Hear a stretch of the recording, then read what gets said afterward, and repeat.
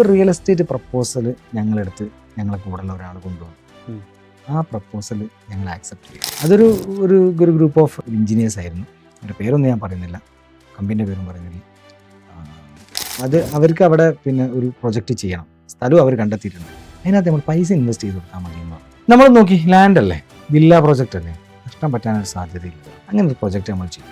അത് വലിയ സാമ്പത്തിക നഷ്ടം ഉണ്ടാക്കി, പല പ്രശ്നങ്ങളും വന്നിട്ട് അതിനെ ഓവർകം ചെയ്യാൻ വേണ്ടിയിട്ട് ഏതായാലും റിയൽ എസ്റ്റേറ്റിൽ ഇറങ്ങിയല്ലോ, കുറേ പൈസ പോയില്ലേ, ഇനി അതിൽ തന്നെ തിരിച്ചു പിടിക്കണം എന്നുള്ള നിലയ്ക്ക് ഞങ്ങൾ വേറെയും റിയൽ എസ്റ്റേറ്റിലേക്ക് ഇറങ്ങി.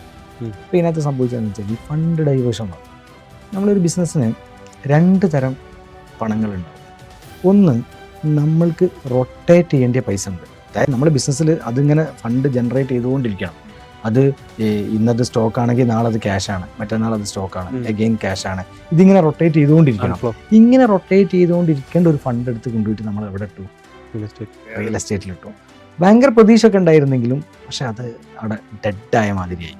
അവിടെ ഇൻവെസ്റ്റ്മെൻറ്റ് അവിടെ ഉണ്ട്, ഡെഡായ മാതിരിയായി. നമ്മൾ ഒരുപാട് ആളുകൾ അസോസിയേറ്റ് ചെയ്തൊരു സംവിധാനത്തിലായിരുന്നു ഈ പണത്തിൻ്റെ ഒക്കെ മെയിൻ സോഴ്സ്.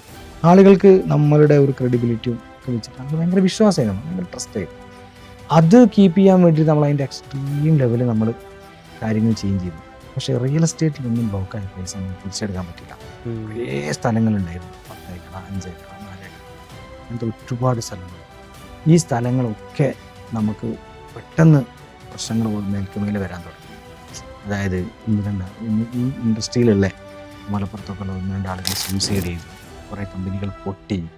അങ്ങനത്തെ ഒരു സീസൺ തന്നെ അങ്ങോട്ട് സ്റ്റാർട്ട് ചെയ്തു, പൊട്ടൽ.